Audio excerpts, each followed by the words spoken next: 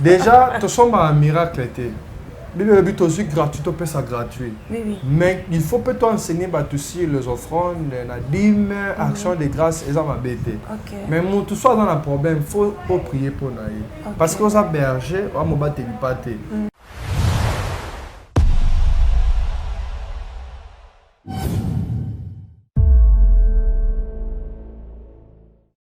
Le bon côté qu'on impose, l'esprit que guérir mon esprit à postérité. Mais c'est l'esprit de Dieu. Mais comment esprit a nzambe za kati no comme ko senga batu mbongo avant ko tia batu maboko. Si ko ndengo sana so ozana pombongo te, ça ga yoba prier o te.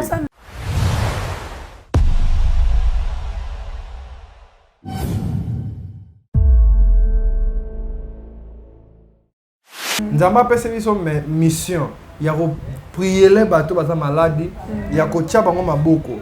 C'est pour cela le lot on a pour muta prier il faut payer sa mbongo. On est comme que c'est un miracle. Vraiment. Vous poserez le main au malade. Le malade sera guéri.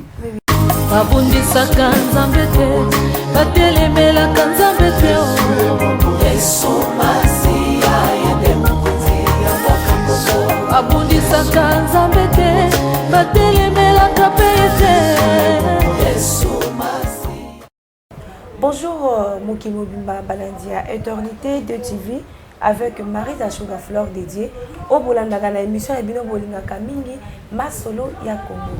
Alors na pesi ba bon ba savona déjà na Éternité en tout cas boza waouh. Na pesi pe merci na Vianney Pasi depuis Canada. Et puis la bosse elle peut être Janine Kachama moi si azanga mbanda et puis Belle Biche depuis Petro Congo moi si azanga mbanda taille peu $. Alors le tous allons la prophète Luanga prophète Luanga tous allons na plateau déjà. Alors on met un peu expliquer biso tout le monde a ba prophète belé ba utara toujours na commune ngaba. Alors, tu habites kuna, et à siège na bango, ou bien à l'école moko, ba formera bango après batindi bango bien c'est comment. Alors, prophète Luanga yemoko a combien quelqu'un peut expliquer biso. Prophète bonjour. Bonjour maman Maïsa. Papa merci de nous inviter invitation à biso pour se présenter. Merci beaucoup naba de connaître besoin na biso. Nzamba pambola bino, nzamba beni obeno, kombo na ngeza frère Luanga. Donc dans un prophète, un ministère, mais au benga pe frère Luanga, et nous allons malamu mingi, dans un visionnaire il y a communauté mission prophétique Maranatha et fondateur il y a fondation Luanga, ils ont bandé que belé au buroki peut se retrouver peut koye banga facilement, que ba misusu pe za misusu ba libosio ko dandanga. Merci beaucoup nzamba pambola biso. Merci beaucoup, prophète Luanga. Tonto Balilo. Toyambara pe ba prophète Ebele. Ba mususu tout le monde na église. Mais Ebele ba utaka na commune ngaba. Nazo mitu na commune ngaba. Ezaka école moko batangi saka bango et après ba tindi bango ou bien c'est comment mais quelqu'un peut expliquer biso. Bon, merci beaucoup. Merci d'abord pour la question na yo. Merci. Et na vous répondre yo boye de konangai. Omoni nzamba za na communauté. Nzamba za partout. OK. Nzamba za partout. Partout, même na Bwala. Sono ba Bwala mboka. Mboka. Sono ba Bwala c'est que mboka, même dans ba village, dans ba province, partout dans le monde entier, nzamba zali parce que c'est lui le créateur. Bon, pour la question na yo na ngaba, omoni déjà Bolimbi sangaba nangaba basala nzamba ngaba bino nyonso te to ko mélanger te batama bene ya malamu. OK. Ngaba makala komini ni lisusu ko tia to soki na ngaba na makala de komini wana ngaba makala bumbu selembao. OK. Hein to soki na 4 komini wana. Na mwa muke monga fula ba commune wana eza ba commune au plus part so landeli mingi ba Congo ba kuna. Ah bon? Ba mingi ba Congo na la commune wana tangeli yo Bumbu, Selembao, Ngaba, Makala, monga fu nini sope monga fu la sope nini. Donc kuna ezande beaucoup plus ba Congo baza trop kuna bandeko bozo na biso na kata ba commune wana plupart ya ba prophète baza banganga. OK. Bazali bata ba gris banganga. Banganga banda ko sa ba démonstration kala ba spectacle bazaka na bango na bamboka ba Congo bazaka na ba pela ba Kinshasa bazaka na ba prophète te. Mingi na ba commune wana so lande ba ba prophète bazaka banganga. Batika pe kinganga na bango te. Ti lelo baka banganga. Nde batoni na ba commune wana ba escroc ba aventurier bazoya ko scroquer ba sinzoto bazoya ko scroquer ba tubambongo bazali ko pesa ba faux prophétie nous sera pour ko influencer bato mais baza bato lokuta baza ba faux prophète baza ba escroc donc na ba commune nyonso ba escroc baza ba pasteur à escroc baza mais ba pasteur on atangi ba ko ba commune on atangi ba pasteur bozana vraiment boza modèle pour ba commune na bino na est mal répété vraiment. Tu sais, une fois, bah, invité qui dans l'église, côté Mamakala, non, Bumbo. OK. Ton accueil, pasteur dans l'église, tout solo, il a ici, là, présenté, dans un journaliste. Nasuka, qui n'a moninga, n'a pas pas invité qui dans l'église. Aïbi, ça n'a que écouter, parce que tombe à PC parole, là, semble la bateau. Avant, PC, bateau, la prophétie. Après, Aïbi, ça n'a que écouter un aïe. Ton accueil, écouter un âme, moninga, n'a prophète. Abandi oh c'est un deux à boy non mon télévision OK comme que na timba déjà ma solo na bango alobi oh c'est deux à boy non mon na kinte non mon ma kono za libanda ki mami OK il faut payer $50 na jito sambela na ABC $50 baza na ngote alobi que quand même na téléphone na yo ko za na $50 te obimisa o pesa ngana ji na ABC na mbongo te abino no yaka kasi na prière ya mercredi na $50 na ebisi mais na ebisi so na kozwa abi okozwa siko to nozongi pa moninga na pasteur ou atinda kinga na ebisi que atuninga na ebisi oninga na ebisi asenga $50 moninga na ye atika gabi asenga $50 oui ça va problème te tant na ke na comprendre que tant so za bandenge le système na bango na pasteur tant na okende mercredi na ngo pasteur na bengi o ye prière te na ebisi me moninga na senga $50 na non tu vois ça te déjà to somba un miracle te le but aussi gratuit to pesa gratuit mais il faut peut enseigner aussi les offrandes la dîme action de grâce et ça m'a bêté mais mon tout soit dans un problème faut prier pour naï parce que ça berger on m'a battu pâté nzamba pesa biso mission il y a prier les bateaux basa maladie il y a kotia bango maboko. C'est pour cela les autres on a pour muta prier il faut payer sa mbongo. On est comme que c'est un miracle. Vraiment. Vous poserez le main au malade. Le malade sera guéri. Le malade sera guéri. Le bon côté qu'on impose, l'esprit que guérir mon esprit à pasteur. Mais c'est l'esprit de Dieu. Mais comment esprit en Nzambe za katino comme ko senga batu mbongo avant ko tia batu maboko. Si ko ndengo sana so na pombongo te, ça yo ba prier o te. Bon sambela o te. On a déjà comme commerce. On a déjà comme déjà et comme ba vente na kata musala Nzambe. Donc abeta ki mabe et sengela ki a prier pour na yo parce que ozaki na pas ozaki na problème. Donc a quelqu'un peut ko prier pour na yo. Le jour où l'ingo ko zambongo okokepe osungaye to ko aider pesa batu misubayaka ane pe na mbongo na poche mais aluka atala nanu état d'esprit ya pasteur wana eza mutu so na mbongo mais yo $50 peut-être so prier là qui alingati ko l'enveloppe à $100 $200 mais tangu déjà moni obandi na mbongo pe oyebisie que maman yaka na prière so pe ya jeudi mercredi déjà eza bien té donc c'est un peu ça prophète ngana profiter na tuna lisusu soki osambeli mutu mais mutu wana azwaki mbongo tocha par exemple azwaki $10,000 ayebi so pe bien non tosali prière tosali nazwi mbongo moko $10,000 mais na mbongo oyo na osala bonheur donc mutu wana azwi conscience na yo ayebi si vérité que nazwaki autant nazwaki bon siko yo prophète ozozela katela odime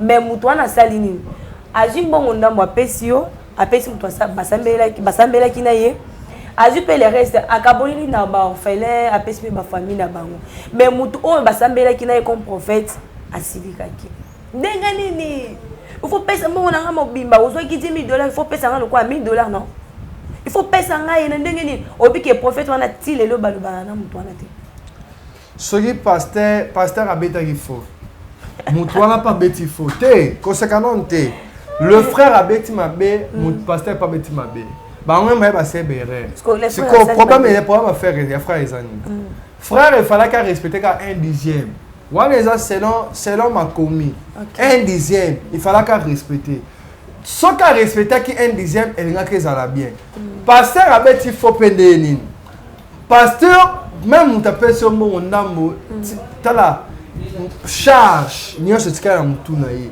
déjà tant on dit que c'est justifié que c'est dans le bande nini koloba que mbongo na nga frère $1,000 na ndambo nini déjà ils ont leur identité donc ils ont déjà leur corps ya mbongo ils ont pasteur moko charnel ils ont pasteur à soif ya mbongo donc 10,000 frère wana fallait qu'à respecter mais pasteur le roi frère après ko ndambo il fallait aux kaka au prier pour naie faut respecter din ndenge sengeli mais pasteur agissait mabe il fallait qu'à ça na maîtrise ou soit il fallait qu'à enseigner frère kaka calmement frère moi na mbongo zuana et c'est que qu'on paie ça 1/10 1/10 il y a 2,000 et ça $1,000 tala boy que na place basuka lelo na ndenge ke basuki basoka na lisusuté wana ne siko mabe alors parce que na to yoka ki pasteur moko alobaka que azana moko asambela ka mutu wana ye kozwa mbongo tant mutu akiti na terrain ayebi se nozwa kende ubenga bato basa ba caméra to kende utala orphelinat alors mbongo il faudra pesa ye pasteur na lobi ke asomba biloko bela ke kotika na orphelinat alors passer par le bino na moni on pe normal na moni on bien parce que oleke ngana lia bana bitiki wana bali na tuna ka ya loba non mais ça la problème te zaka ke ngai fona lia ngote ndaka bolu pe baninga ba veve bali wana isa mabete bon ko asala ki mabete parce que bibelobi na Jacques les religions pures et sa tâche il faut toi assister orphelin de rendre bon visite ba veuve c'est important et ko pesa 10,000 ate kaka net ba mona ko fozora mbongo pesa pasteur OK 10,000 muso poko zo bakena et alors là de tout ça là donc ba izila ba benga kango sadaka donc okokoza la nzamba bénir yo ozui pourcentage ya nyonso na revenu na yo o nyonso yo zwaki okipo ko soutenir ba orphelin ozomona peut-être frère asala ki mabete atali bon le roi na zui 10,000 oyo na zui par exemple 500 na pesi ba orphelin 500 na pesi pasteur nyonso ke ka na 10 parce que bana wana pe bazé important bazangi mais pasteur agissait mais il fallait qu'à soit un frère comprendre et t'as na seli mbongo boy na seli na boy mais pasteur a sala ki mabe parce que il faut te soutenir ba orphelin il faut te soutenir ba veuve il faut te soutenir ba to baza de laisser bana o ba boa kama bana kala banzela moto zo sa biloko bongo nzamba opambola ye vraiment moto zo sa bongo nzamba opambola mama na ngai.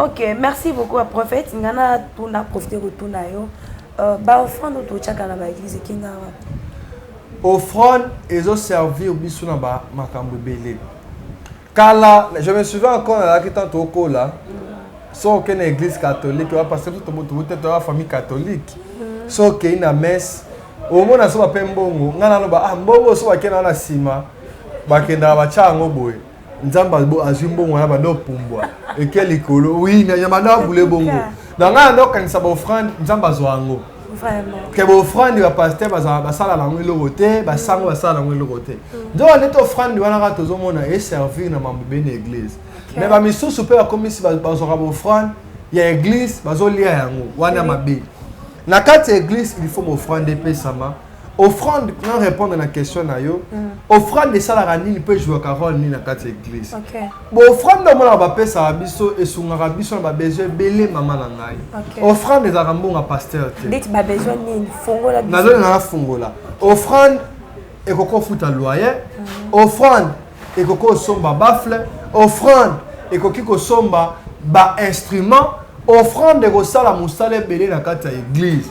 Offrande ekoki kosunga problème ezwami na église boye kaka mbongo offrande wana ekopesa solution na baproblème wana oyo boza nango ya finance na kati ya église. Offrande ezoservir so mambo ebele mais eza mpe na bapasteur oyo lelo baopesa baoffrande mbongo ekenda na kesi te administration eza te mbongo tout eyaka na makolo ya pasteur ndeti pasteur moko ya ACK église eza na bandade so église esila azwa mbongo nyonso baprotocole ntango akota na voiture na mbongo toyelanda ye aokende yango sikoyo toyebi te nzoka neti offrande ezalaka ya pasteur te toza na offrande du prophète ezali toza na action de grâce toza na demi action de grâce topesa yango kaka mpe bapasteur te action de grâce okoki opesa mpe bato asenga mbongo na babalabala nzambe asaleli miracle mwa bozwi mbongo mpo opesi bana na balabala wana bato asengaka oui bato mosusu base confondre que action de grâce faut pesaka na église te et puis faut pesaka pasteur faut pesaka pasteur te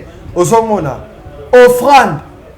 offrande epesamaka na église pour pasteur offrande epesamaka na kati ya bisi te ni na matanga offrande epesamaka na kati ya église bon offrande topesaka na babisi wana ezela te na bisi so asengi na offrande opesaka te offrande epesamaka na église okoko ozala motate oyo na bisi.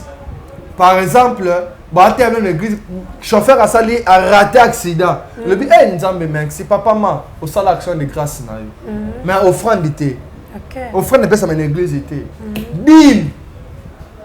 Dimi ba pesa kango epaya mobateli pate. OK. Pasteur, mais ba tout soit benga ngo le dit que oh non ils a salaire ba pasteur. Quelque part ils a salaire ba pasteur était. Pour le comment ouais salaire ba pasteur, un dixième salaire ba pasteur. Mais dimi pesa na boka pasteur a prier pour na yo parce que il nazali guide na yo azali maître spirituel na ko banen le père spirituel ne doit père de la foi. Père de la foi na yo moto enseignant kayo mbongo wana dixième ko na boko na ye ya ko présenter me pa nzambe po nzambe abakisa lisusu mais mbongo wana moto olia ngo ezali nani ezali pasteur donc c'est un peu ça. Par exemple ndi sur ba pasteur bozo lo ba o boza ba to ba kisi alors aujourd'hui dim na yo pesi maman odon c'est qu'on a ce qui ostie semence na mabela mabe ko produire le côté ba pesaka offrande dim offrande pesa marana faut pesa offrande église à bien dim faut pesa maboka muta bien parce que ça maboko mususu tango j'ai bazo tia maboko na passe sa bénédiction mais ozo ma babi c'est ça et ça ba mususu aussi sans francs pesier améliore ngengenyonso ba chance na nyonso c'est comme ça c'est que ba pasteur mususu bo pesa ba offrande na ba dim na place aux bénédiction vie ne zo continuer na souffrance et au moni Jérémie zoloba. Pourquoi ma souffrance est-elle continuelle?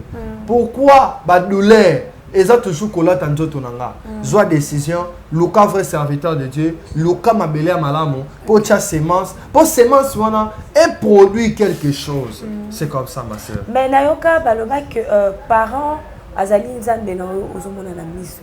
Alors ozana mutu so ko ozwa wena pesa dim na église na pesa parents nango.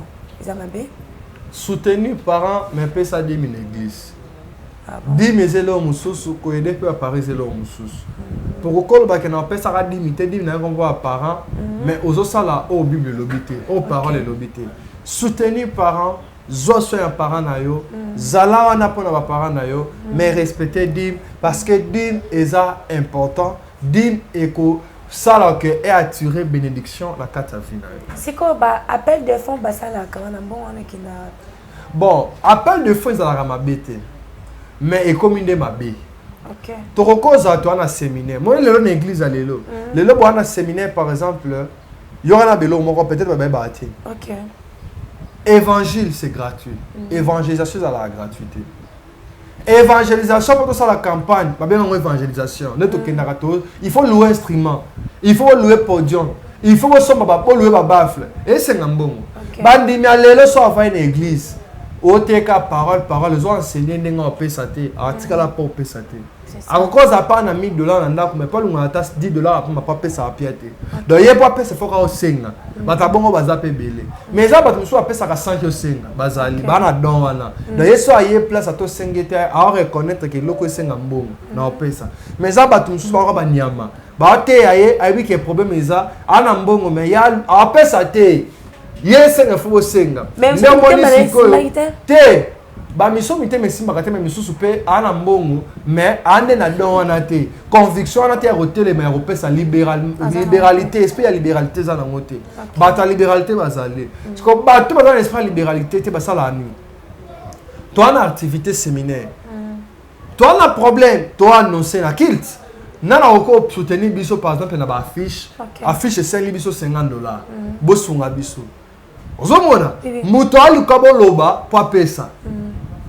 ye moko baotelema te po apesa mais lelo ndeko mabe omona moto aloba nana aza na $100 bato basukaka na ba 50 seke bo bato bana ba 2000 francs 1000 francs bazwali pamboli te olobi baosuka na 50 eza na église moko na sina kota bango babanda appel de fonds na $2000 baosuka na $100 te et puis eza bato mosusu baza na système église tona bacatégorie nyonso église tona bapauvre tona bariche tona bato mpe baza ni pauvre ni riche mais baarabu na katikati donc il faut okita na tendance tout seke moto akoza aza na 200 mama yo mona te mama wana azalaka na ba pièce à mokie mais Jésus azo témoigner ye devant public mais ba milliardaire bazaki wana ba pesa pe offrande na mbongo ebele ozomona offrande eza geste offrande po nzamba compter yango esenga to pe ba million po ba pas de fois ça les maka ba $2000 wana peut-être nzamba mona yango te mais nzamba koko benika maman bazaki ne quand même sur na 2000 francs ayo pesa mais nzamba pambolier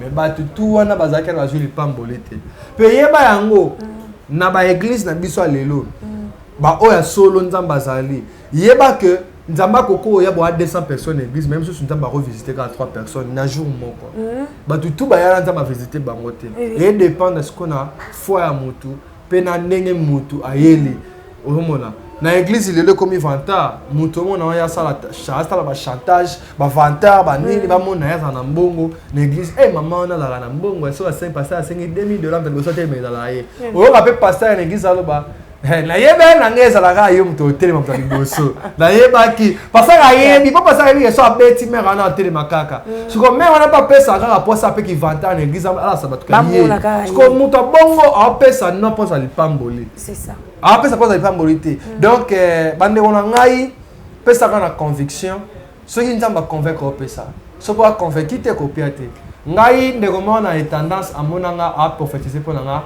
ai bateke na prophète ai ba moko frère nzamba bisinga penga téléphone na pesa ngala bambongo yo so sana ngwana nzamba obenu yo dans 2 jours mais bi c'est frère mais nzamba lobeli ngate si vraiment nzamba lobelo bisa nzamba na peka sikone na alobela ngala peso biloko nyoso frère wana azanga ba argument après 4e jour, on a que chaque jour une tendance, on comprend que c'est ça, az aventurier, az escroc. Donc, à Koutanaki, na poule Yamabe. C'est vraiment. Alors, prophète, c'est là na posé une question moko. Ceux qui me doivent na mbongo te à une église te mbongo offrande. Parce que ils ont ba pasteur msusu, hein? Offrande normale, azobana $1000, 500. $10. Donc, yosko za na 500, faut batangi skoto ki takasi na 500. Donc, oyoka soni baki siko na 500 po bato bamona nga keleke ocha 500 francs. Siko ba osala mabeto eza malamu.